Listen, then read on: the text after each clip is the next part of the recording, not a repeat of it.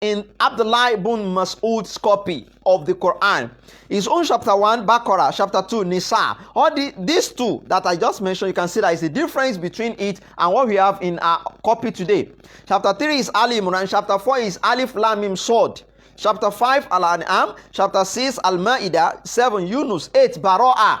9, Na'al. 10th, Ud. 11th, Yusuf. 12th, Surah Bani Israel.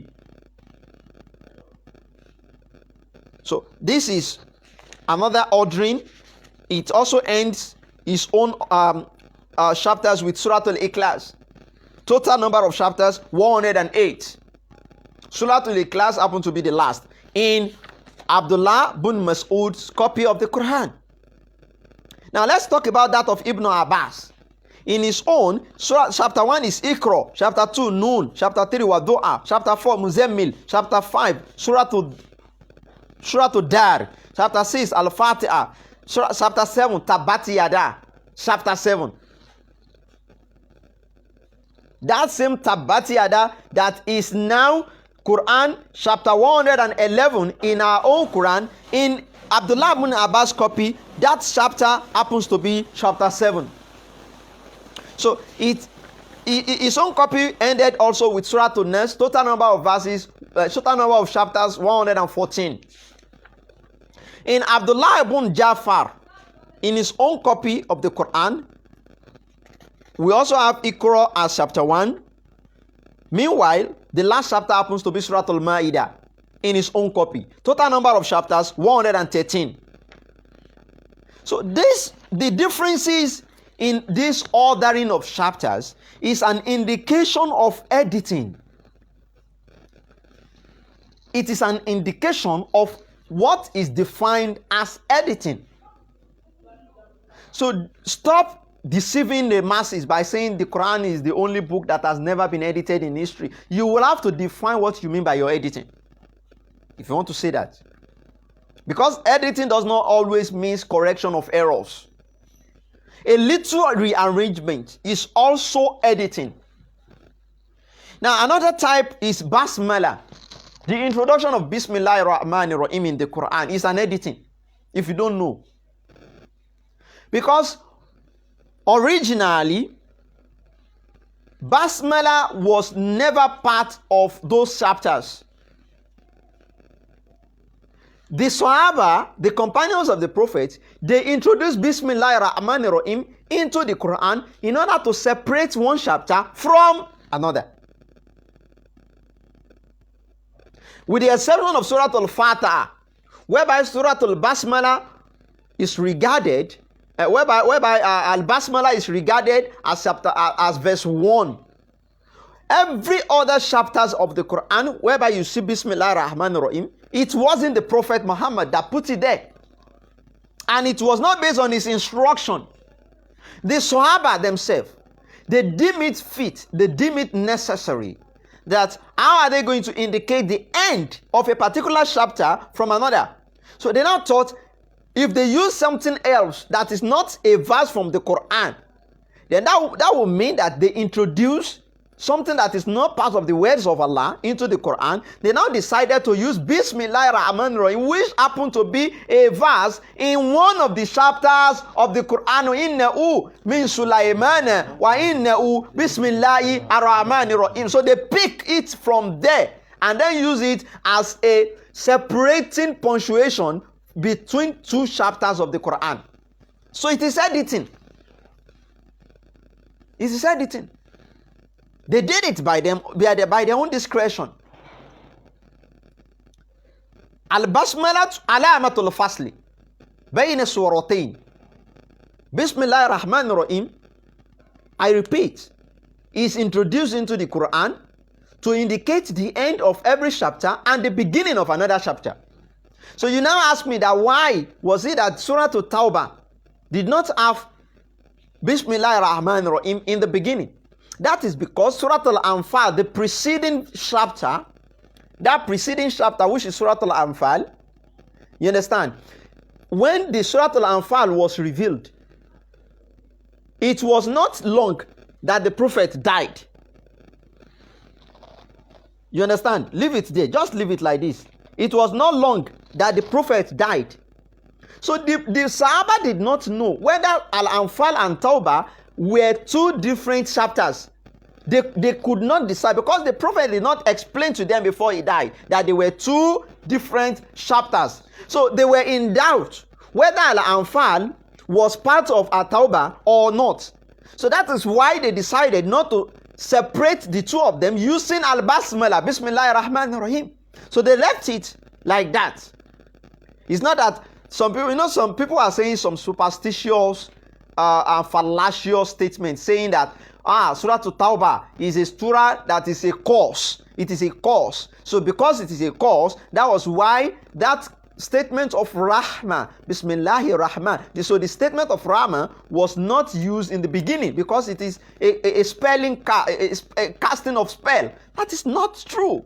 It is a baseless argument. Are you following me? It's a baseless argument to say that. Another part of editing that we have in the Quran is at-tajsi'ah,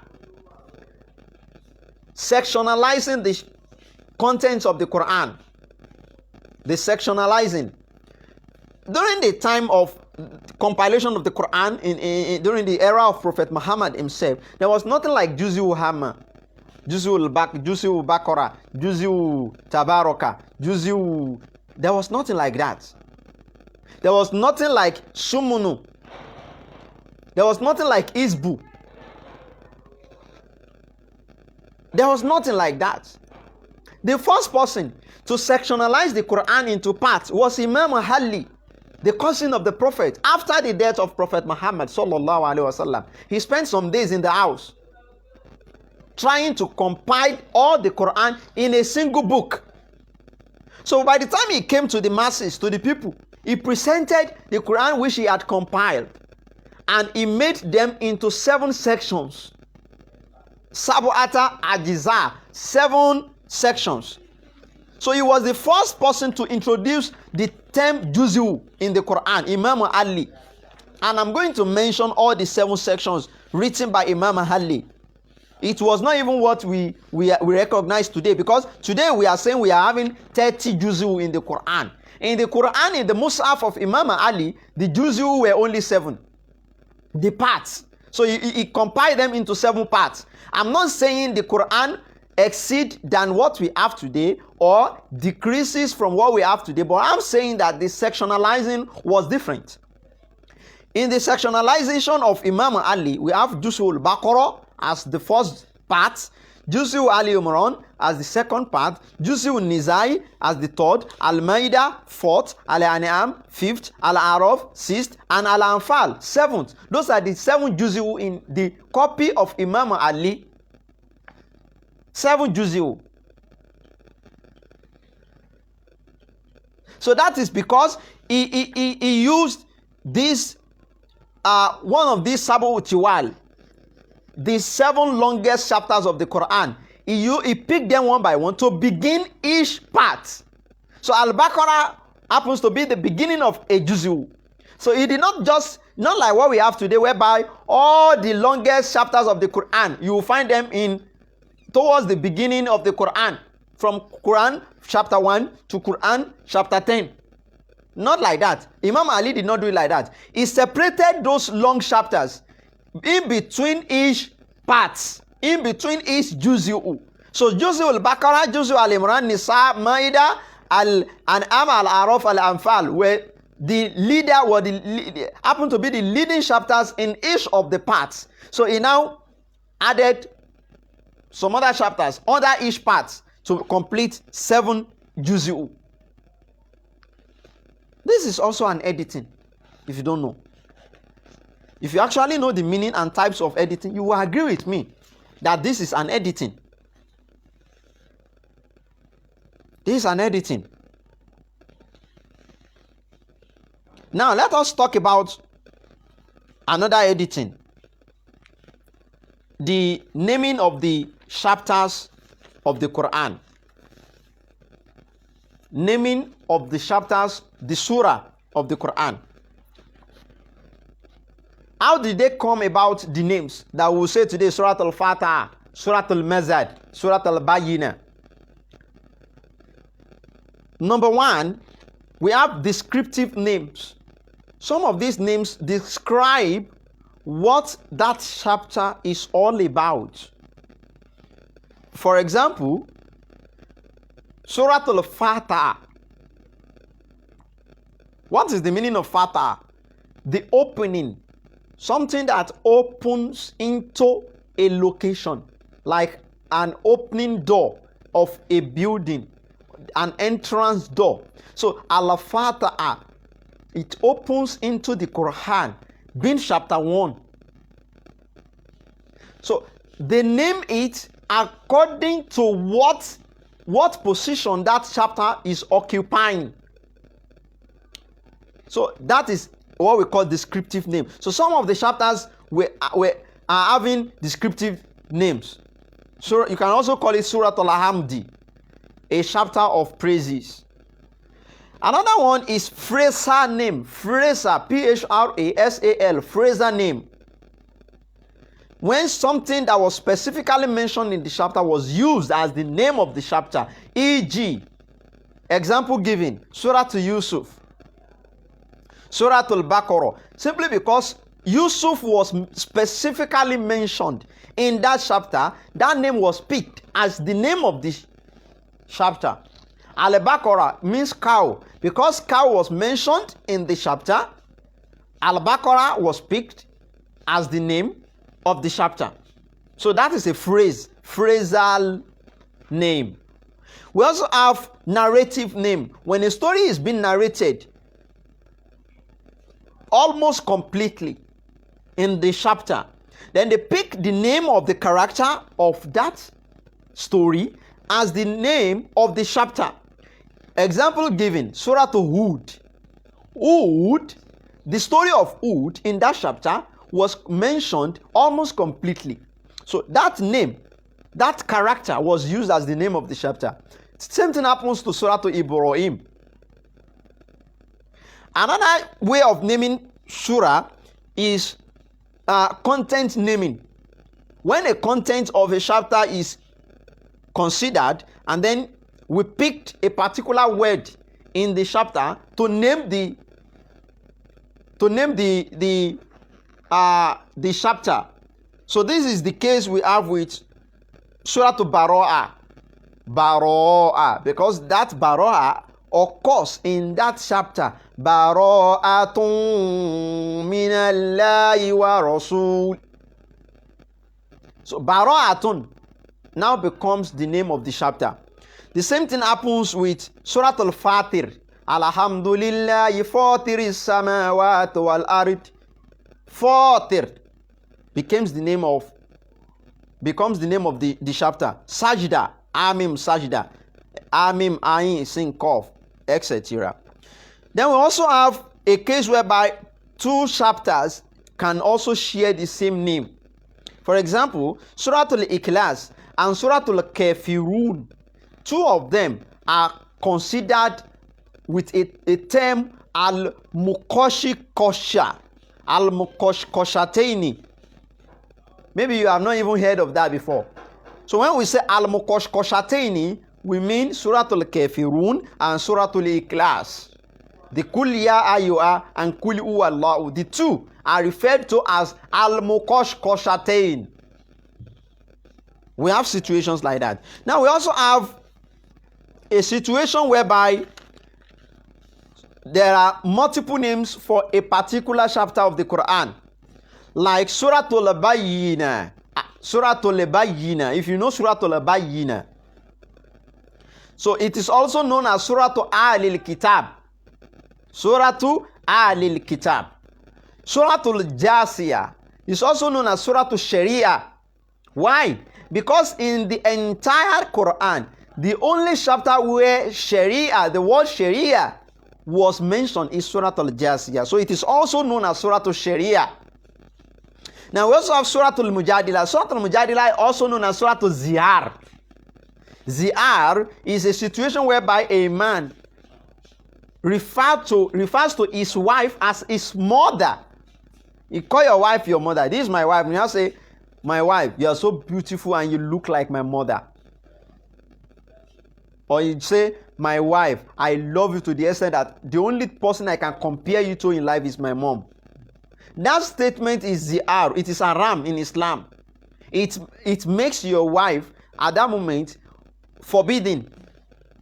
Henceforth, she would be forbidden. And here are we nowadays, whereby we see Muslims or we see people referring to their wife as mommy. You do not call your wife mommy. Your mother is your mommy. So when you start calling your wife, you start referring to your wife as mommy, you are placing her in the position of your mother, and she becomes your mother, and you will not have access to have sexual copulation with her again. Because how will you be sexing, having copulation with your mother? It is haram. Someone you refer to as your mother will never be your wife.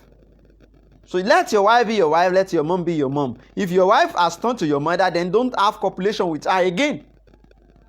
So Surah 2, the chapter that mentions that is Surah Al-Mujadila, and it is also known as Surah Al-Zihar. Surah Al-Tahrim, Ya ayyuhan nabiyyu lima tuharrimu. That chapter is also known as Surah Al-Nabiyyi. Surah Al-Nabiyyi. Surah Al-Safi. Where we have the caller Isa ibn Maryam, Ya Bani Israel, Man Ansari ila Allahi, is caller Isa ibn Maryam lil Hawariyina, Man Ansari ila Allahi, Qala al-Hawariyuna nanu Ansarullah fa amana ta'ifatun. That chapter is also known as Surah Al-Hawariyun. Surah Al-Insan, whereby we have Ala ta'ala al-insan inu min ad-dari lam yakun. That chapter also is known as Surah Al-Dar. It's also known as Surah Al-Dari. So we have cases whereby multiple names exist for a single chapter. So you can choose to call it anyone you like. That is editing. Because assuming Allah subhanahu wa ta'ala mandated name for every chapter of the Quran, we wouldn't have this kind of scenario. We are having this scenario, this kind of situation, because the naming of this chapter was not from Allah himself. Humans decided what they would call the chapters for convenience. Because if we do not assign names to those chapters, how are we going to tell our kids that open so chapter, start reading it, or go and write me so chapter, or look a verse for me in so chapter? For convenience for users, we decided to have names for every chapters by ourselves. It is human made. Naming of chapters is human made, not by Allah. We choose what we are going to call them ourselves. That is editing. So that is one of the types that we call developmental editing. Developmental editing. So I can go on and on to give you examples of this situation. Now let me go to those that happened, the editing that we have in later years. Don't go away, stay tuned.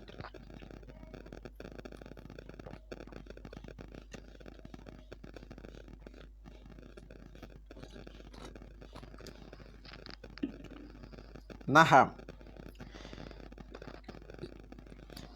About 3 decades after the death of Prophet Muhammad, that is about 30 years after the death of Prophet Muhammad, in the year precisely around the year 659. Around the year 659, 659, Imam Ali, who happened to be the caliph, the ruler, the Muslim ruler at that time, he appointed a man named Abu al-Aswad ad-Duhali. Abu al-Aswad ad-Duhali, he appointed him to do what? To do what? To introduce punctuation into the Quran. So that means before this time, the Quran was not punctuated. It remained a book without punctuations. Until Imam Ali instructed Abu al-Aswad ad-Du'ali in the year 659. So Abu al-Aswad ad-Du'ali now devised a system of dots known as I'rab. i'rab, a system of dots known as i'rab, to signal the three short vowels along with their respective allophones of Arabic.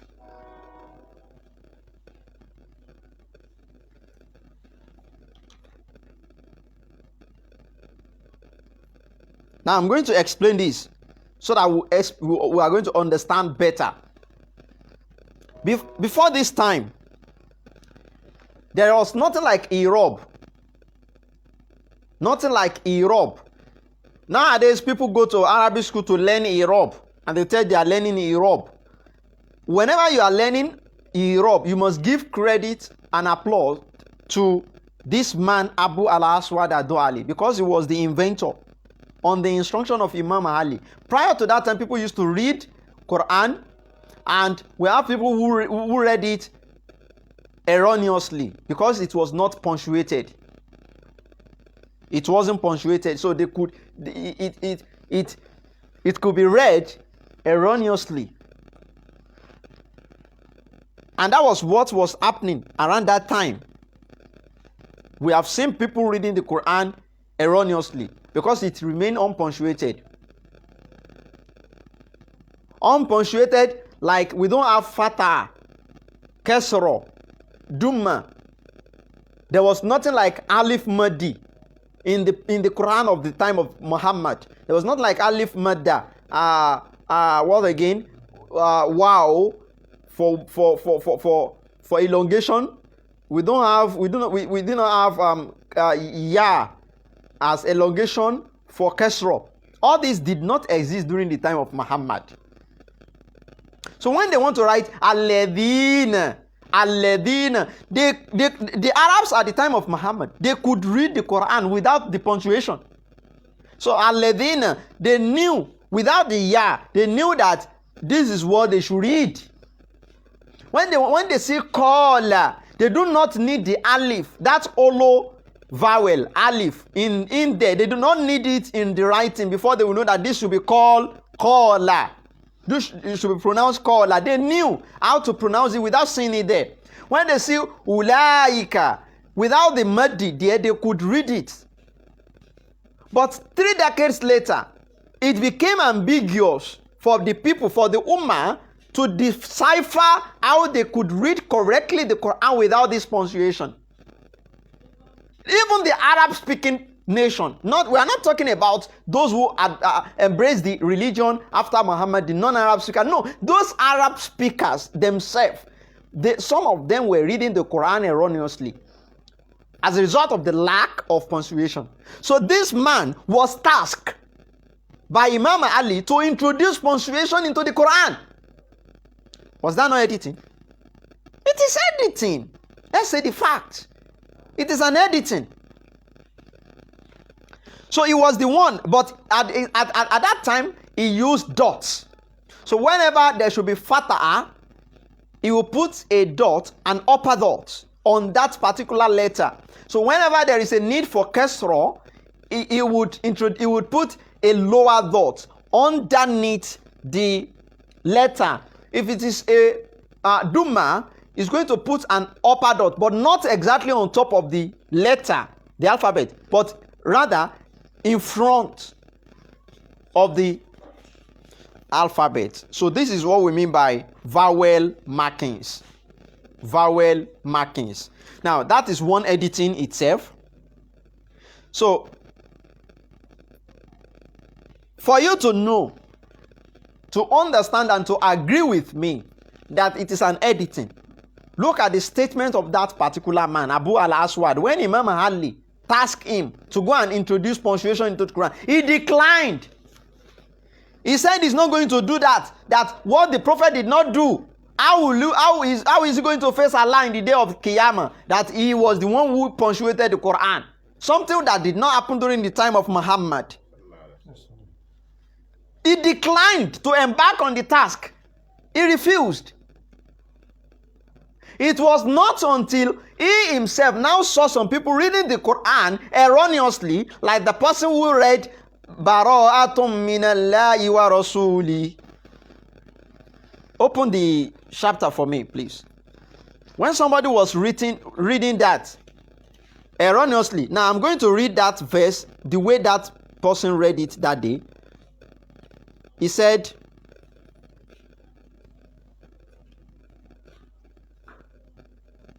Bara'atun minallahi wa rasulihi. That is the correct one. Minallahi wa rasulihi ila alladhina a'atum minal mushrikin. Now, when you go to verse 3, yes, the third verse. The third verse reads, Wa adhanun minallahi wa rasulihi ila nasi yawma la ajila akbar anna allaha bari'un minal mushrikina wa rasuluhu. That is the correct recitation. But the person, instead of saying wa rasuluhu, the person read wa rasulihi. Now, uttering rasuluhu to rasulihi, it means that Allah subhanahu wa ta'ala has dissociated himself from his prophet Muhammad sallallahu alaihi wasallam. That was what the meaning. It means that Allah subhanahu wa ta'ala dissociated himself. He would never have anything to do again with his prophet if you call it wa rasulihi. So the man was like, what kind of recitation is this? It should be wa rasuluhu. That was when he now went back to Imam Ali and admitted to embark on the task. So the Quran, Arabic happens to be a very fragile language that could be easily manipulated by readers if it is left without punctuation. So for convenience and to avoid ambiguity, the Quran was punctuated by Abu al-Aswad ad-Duhali in the year 659 CE. Now, he used a red dot. So what he ensured was that he did not use the same ink with the ink they used to write the Quran, because he believed he was introducing something that was not part of the Quran. So he now used a different ink. So instead of using black ink that they use in writing those wordings of the Quran, he now used red to punctuate it at that point in time.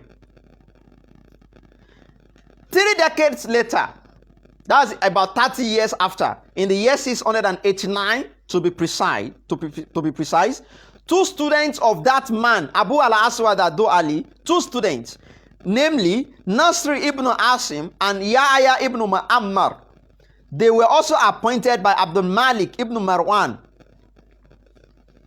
Abdul Malik ibn Marwan, who happened to be the Muslim leader at that time, so he appointed them through Hajjaj bin Yusuf, who happened to be the Syrian governor. So he appointed them to look into why some people were still getting the reading of the Quran wrong. That was the task. So at that point in time, some people were still reading the Quran erroneously in the year 689. So this Caliph, Abdul Malik bin Marwan, now assigned two students of Abu al-Aswad, because at that point in time, Abu al-Aswad Duali was already late, or in his late old age, so he couldn't do anything. So he now summoned two of his students. So go and sit down and look at what are the reasons, what are the causes why people were still getting the reading of the Quran wrong. So by the time they came out with their findings, they discovered that some of they discovered that the punctuation method used by their master was faulty. So they faulted the method of Abu al-Aswad. So now what did they now do? Now listen. They now introduce consonant diacritics. Consonant diacritics, known as ijam. That was the first thing they do. They introduced ijam. Ijam is different from irab. Ijam is a situation whereby letters were now given dots. Because the original manuscript of the Quran that was revealed to Muhammad, the letters in there, they lacked consonant dots. Like, for example, three letters that look alike, ba, ta, sa.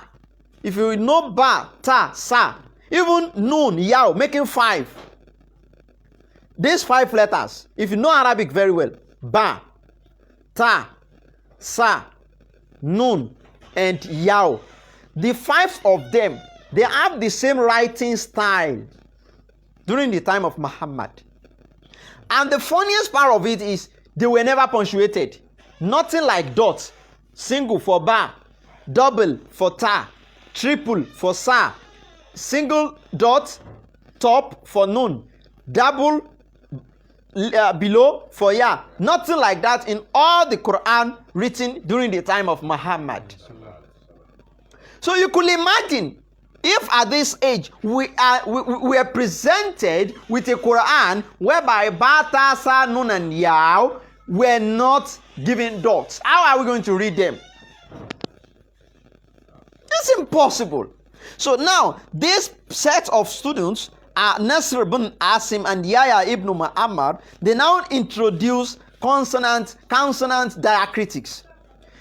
They were the one that gave ba a single dot at the bottom, ta dual dot above, ya dual dot below, sa triple dot above, nun single dot above, in order to be able to differentiate the letters. That's what we call consonant diacritics or consonant markings. So by the time they introduce it, they use black dashes, black thin dashes, either single or multiple. So they are not using red ink like their master. They use black, and they make it thin dash, not dot per se, dash. Now I'm going to progress. It is a developmental editing. In the year 758, that is about 7 decades after that occurrence, 7 decades, that's about 70 years later, during the reign of Harun al-Rashid. Harun al-Rashid happens to be a Muslim leader at that time. He happens to be like a caliph at that time. He now appointed an Arab philologist, a lexicographer, a leading grammarian of Basra in the person of Khalil ibn Ahmad al-Faraidi. He appointed al-Faraidi to do what? To modify the vowel markings introduced by Abu al-Aswad and the consonant markings introduced by his students. Now they are due for modification. That's another editing. Look at the stages of editing that I am citing for you. Now, another man has been tasked to look into the editing of the previous editors in the person of Al-Khalil ibn Ahmad al-Faraidi. Now, Al-Faraidi now look at the scripture. He looked at the Quran at that time. We are talking about the year 758. He found that the task of writing using 2 different colors in the Quran was a tedious task and impractical. Assuming we are to write 5,000 copies of the Quran, so that means we are to be using different inks. Don't forget at that time they were not using machine. So he now replaced the vowel diacritics with small superscript letters. Whenever there is a need for a vowel diacritic, if it is a sound, you would put alif, a small alif, like when we have samawati. Now you see that after that ma, you will see a short alif. Wa, you see another short alif. The person who did that was Al-Faraidi. Before that time, it was just a red colored dot that you will see there. So you can still see copies of such Quran in some regions, even within Nigeria. So instead of seeing that short alif, what you see there is a single red dot to signify that here you have to elongate it a little bit. Samawati. So when you have to read ila'a, after that la, you now see a short alif. Previously it was a red dot that you see there.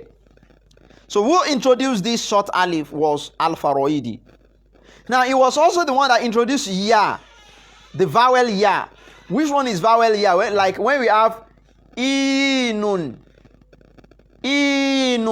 mina dai. Now after that that ya that was there in the previous manuscript of the Quran or copies of the Quran, what you see there is a dot using a red ink that was introduced by Abu al-Aswad ad-Duali. Now this man was changing it, so he introduced ya to signify that you have to elongate this according to the Kesra. Then he also introduced waw madi, the one that we use to elongate u sound, as we have in yakulun.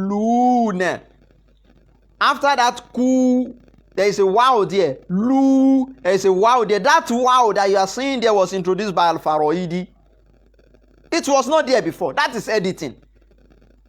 And here you have deceiving people that the Quran was the only book that has remained for 1,400 years without being edited. It is a false. It's a fallacy. It's a fallacy. It was the one that introduced Shadda, geminate sign. So what did he use for Shadda? He used the head of sin, of Shin. Some people said it's head of sin. But previously it was head of Shin. Before it was now changed to the head of sin. So that is even another stages of editing. The person who invented this used the head of Shin for Shadda. You see that when you want to write Shadda, you write it as if what you are writing W. So that is a sign that was introduced by this set of editors into the Quran. It was never used in any Arabic textbook in the past. All Arabic textbooks that were written before the Quran, you will never see, because Arabic texts do not have punctuation in the past. The first Arab textbook that was punctuated was the Quran. They started this punctuation with the Quran. Shadda was introduced by this man. Now, what about Sukun? The so-called Sukun nowadays. At that point in time, the one introduced by Abu al-Faraidi was the head of Ka. And don't forget that Ka at their own time used to have a single dot above. So it was the head of Ka that he used to indicate Kafif. They call it Kafif. What you now call Sukun was called Kafif at that time. So he used the head of Ka to indicate it.